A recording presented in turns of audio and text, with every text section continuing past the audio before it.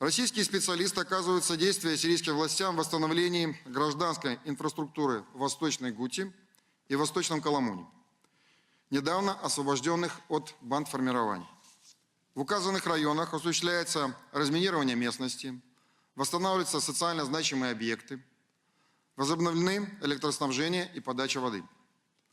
Подразделения российской военной полиции оказывают содействие местным властям в поддержании общественного порядка, осуществляя на постоянной основе патрулирование этих районов для поддержания стабильности и предотвращения возможных провокаций. Российский центр по примирению враждующих сторон продолжает работу по оказанию гуманитарной помощи жителям населенных пунктов, освобожденных от боевиков. Только за последнюю неделю российским военнослужащим проведено 10 гуманитарных акций, в ходе которых населению было передано более 25 тонн продовольствия и предметов первой необходимости. Медицинская помощь оказана более 1000 мирных жителей.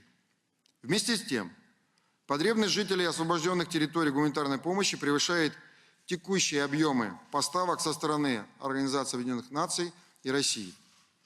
В этой связи выглядит сверхциничной позиция руководства США и некоторых европейских стран, заявленная на прошедшей донорской конференции в Брюсселе о запрете любых поставок гумпомощи в подконтрольные сирийским властям районы.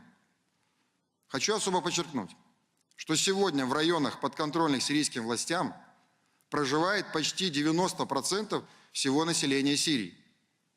А так называемая международная помощь из расчета на одного человека в районах, подконтрольных непримиримой оппозиции и террористам, в 34 раза выше, чем в районах, контролируемых законным правительством.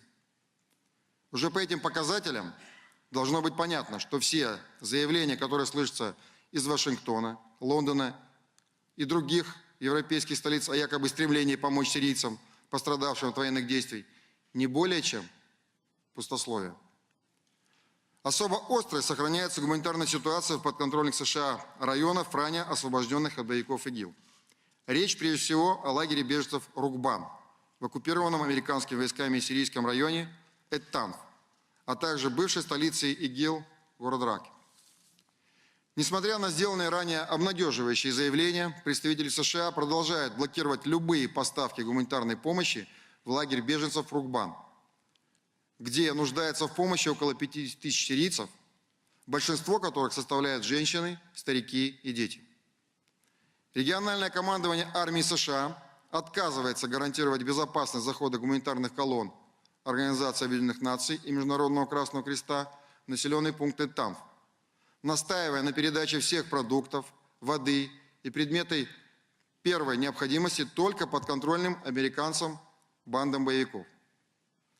Все это мы уже проходили и в Алеппо, и в Восточной Гуте, и в Дейр-эз-Зоре, когда за кусок хлеба люди вынуждены были брать оружие в руки и идти воевать с законным правительством, чтобы выжить самим и прокормить свои семьи.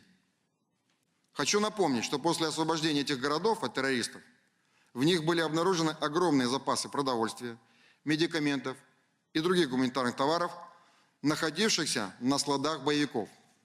А в это время простые сирийцы умирали от голода и болезней.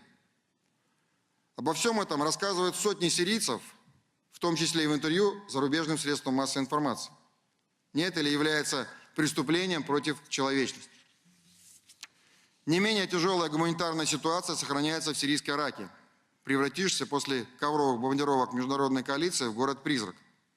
С момента освобождения от террористов жители Раки лишены возможности получения гуманитарной помощи от международных организаций из-за нежелания США допускать туда гуманитарные конвои сирийских властей и международных организаций.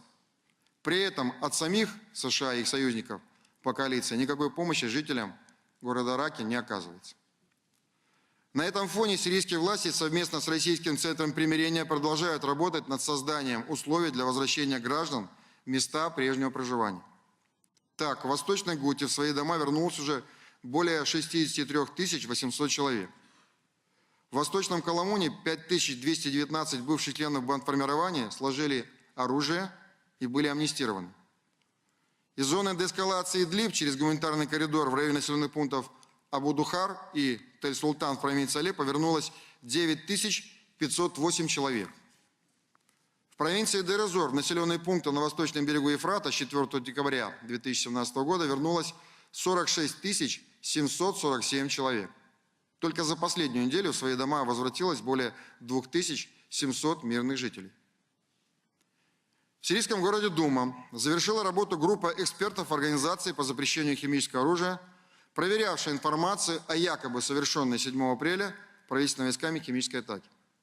Офицерами Российского центра по примирению враждующих сторон и военной полиции обеспечена неприкосновенность и сохранность всех предметов и мест предполагаемых химатак, обнаруженных в Думе после освобождения от боевиков.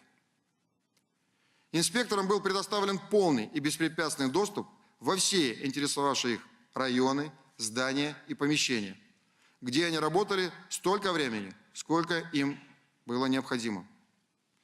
Российскими военнослужащими военной полиции и Центра примирения было сделано все для обеспечения безопасной работы миссии ОСХО в Сирийской Думе. Хочу подчеркнуть, что данные задачи российские военнослужащие выполняли зачастую с риском для жизни. В ходе работы в Восточной Гуте эксперты ОСХО посетили 2 квартиры предполагаемого применения отравляющих веществ, где взяли необходимые пробы, а также лабораторию террористов и склад химических веществ. Также инспекторы посетили госпиталь города Дума, где опросили местных жителей и участников постановочного видео, снятого членами организации «Белой каски», а также взяли необходимые пробы.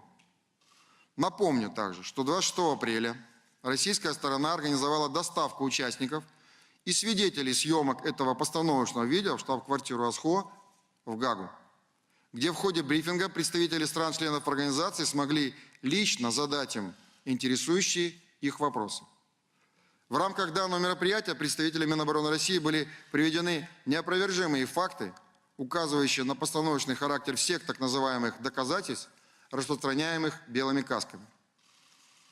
Непонятно, почему представители США и некоторых европейских столиц, которые больше всех кричали якобы химатаки в Думе 7 апреля, не пожелали лично пообщаться с живыми свидетелями провокации белых касок, которые приехали в Гаагу. Хотя сегодня, когда всплыло столько фактов и свидетелей той чудовищной провокации, всем, похоже, и так все понятно.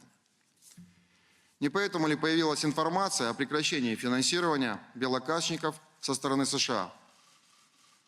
Вероятно, результаты деятельности этих мошенников не соответствуют финансовым вложениям. В настоящее время ожидаем отчета комиссии ОСХО с результатами работы экспертов организации в городе Дума. Мы внимательно следим за развитием ситуации на территории Сирии и продолжим информировать вас о ее изменениях. Спасибо за внимание.